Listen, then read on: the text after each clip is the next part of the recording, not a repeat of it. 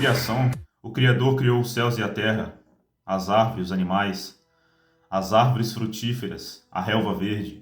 E então ele foi e criou o homem e a mulher, e colocou a árvore do conhecimento do bem e do mal no meio do jardim do Éden. Então ele deu uma ordem para Adão e para Eva, para que não comessem do fruto daquela árvore, do conhecimento do bem e do mal. Só que então, com a influência da serpente, Eva pegou do fruto e comeu e o deu para Adão, mesmo após de terem recebido aquela ordem do Criador para que não comessem. Só que a pergunta que eu faço aqui é: por que Adão e Eva desobedeceram ao Criador, sendo que a ordem do Criador foi clara, mesmo com a influência da serpente?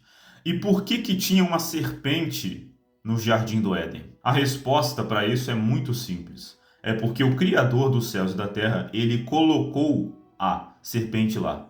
Deixou que a serpente ficasse no jardim do Éden e influenciasse Eva, mesmo ele sabendo que isso iria acontecer. Porque o Criador, ele sabe de todas as coisas. Ele sabia que Eva faria isso. E sabia também que Adão faria o mesmo que Eva fez. Ou seja, desobediência ao Criador. É o que ambos fizeram. Desobedeceram uma ordem do Criador, de não comerem daquele fruto. Então, assim que eles comeram até aquele fruto, o mal entrou no mundo naquele momento. E eles se envergonharam. Só que o Criador, ele já sabia que o mal, ele entraria no mundo. Ele já sabia que Eva e Adão comeriam daquele fruto. Ele já sabia. Só que mesmo assim, ele deixou que isso acontecesse. Ele permitiu que isso acontecesse. Porque ele já sabia que toda a humanidade dali para frente nasceria sendo má e pecadora, sem exceção. Só que ele já tinha pensado em um plano para tudo isso. Ele já tinha pensado em um plano antes mesmo que Adão e Eva pecassem e antes mesmo que toda a humanidade nascesse sendo pecadora e má. Ele já tinha pensado em um plano. É por isso que ele deixou que o mal entrasse no mundo, mesmo sabendo que nós seríamos seres pecadores e merecedores da condenação. É o que diz em Efésios 1, 4 e 5, porquanto o Criador nos escolheu nele antes da fundação do mundo para sermos puros e irrepreensíveis perante ele, e em amor nos predestinou para ele para a adoção de filhos. Ou seja, o Criador, ele nos predestinou, nos escolheu antes da fundação do mundo. Ele permitiu que Adão e Eva pecassem?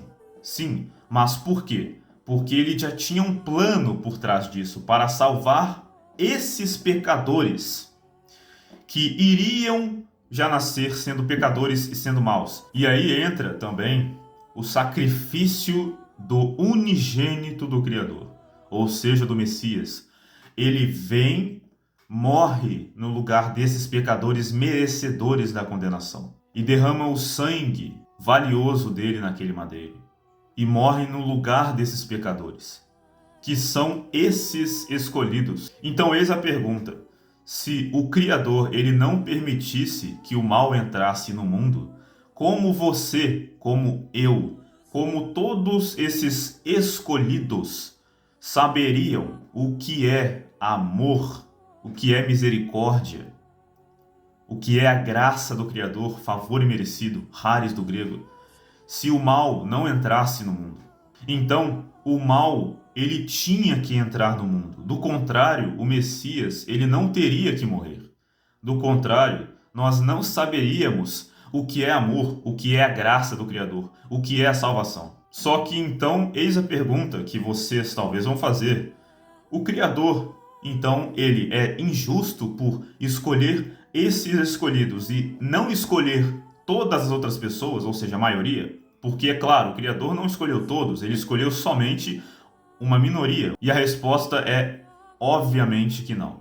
Porque o Criador, ele, a começo de conversa, não precisava ter nos escolhido. Ele fez isso por misericórdia. Amar quem não merece é o que ele fez para conosco. E nós não merecíamos o amor dele, porque somos seres pecadores e que também não queremos o Criador. O que a gente quer, a verdade é que o que a gente quer não é o Criador, e sim é fazer a nossa vontade. É viver nesse mundo pecando, errando, fazendo as nossas vontades. Porque a nossa vontade não é buscar o Criador dos céus e da terra, mas sim fazer a nossa vontade, que é uma vontade carnal, pecaminosa, que é fazer exatamente isso, pecar. Essa é a nossa vontade, porque o pecado habita dentro de nós. Um exemplo disso é o que o apóstolo Paulo disse, que é o seguinte, que está lá em Romanos: o bem que eu quero fazer, esse eu não faço, mas o mal que eu não quero, esse eu faço. Ou seja, o apóstolo Paulo, ele fazia o que ele não queria, e o que ele queria, ele não conseguia de jeito nenhum fazer. Isso prova que o pecado habita dentro de nós e que a gente não consegue abandonar o pecado por nada. Isso também quer dizer que, como somos pecadores e seres maus, não conseguimos de jeito nenhum, mesmo que se esforcemos ao máximo, se aproximar do Criador. A única forma seria exatamente essa, ou seja, a predestinação.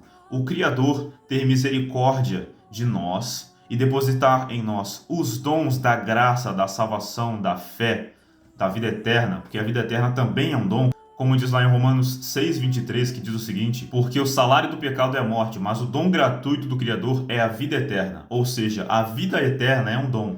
E quem não recebeu esse dom não vai ser salvo. Só que eis a pergunta: o Criador dos céus e da terra, ele é injusto por não conceder esse dom para todos? Bom, para começo de conversa, se ele concedesse esse dom, o dom da vida eterna, para todos, todos seriam salvos.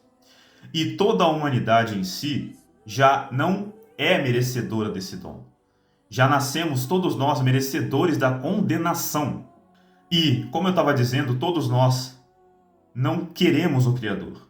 O que a gente quer é fazer a nossa vontade. E a nossa vontade é o quê? É cometer pecado, é fazer coisa errada. Como nós somos maus e não queremos ele não tem a obrigação de nos salvar. Só que, como eu disse, ele teve misericórdia dessas pessoas. Ele escolheu amar essas pessoas, mesmo essas pessoas não merecendo o amor dele.